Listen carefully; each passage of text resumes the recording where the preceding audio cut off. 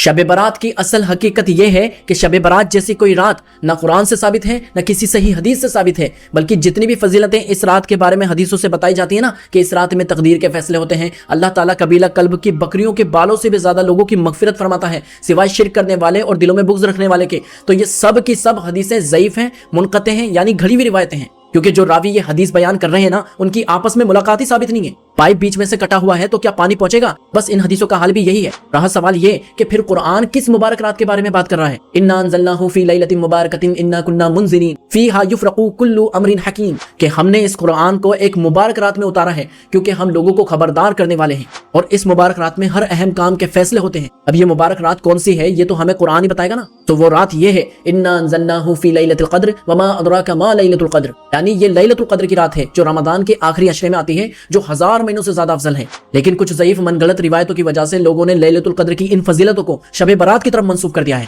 अब रहा सवाल ये कि फिर 15वीं शाबान को रात भर जागकर इबादत करनी चाहिए या नहीं। सो देखें, उसूल ये है कि कोई रात, कोई इबादत, कोई खास एक्टिविटी सिर्फ उसी वक्त खास होगी जब वो नबी सल्लल्लाहु अलैहि वसल्लम या सहाबा से साबित हो। अगर कोई शख्स रोजाना तहज्जुद पढ़ता है तो वो इस रात में भी पढ़ ले, कोई मसला नहीं है। लेकिन अगर कोई शख्स उन्हीं फजीलतों के साथ इस रात को खास समझकर रात भर जागता है, हलवा बनाता है, खास नियत से कब्रिस्तान जाता है, तो ये सब की सब चीजें बिदअत के दायरे में आ जाएंगी, क्योंकि ये दीन से साबित नहीं है। क्योंकि नबी सल्लल्लाहु अलैहि वसल्लम ने ये फरमाया है कि मन अहदसा फी अमरिना हाज़ा मा लैसा फीही फहुव रद्दुन, कि जिसने हमारे दीन के अंदर कोई ऐसा तरीका इजाद किया जिसकी असल दीन में मौजूद नहीं, वो अमल रद्द कर दिया जाएगा।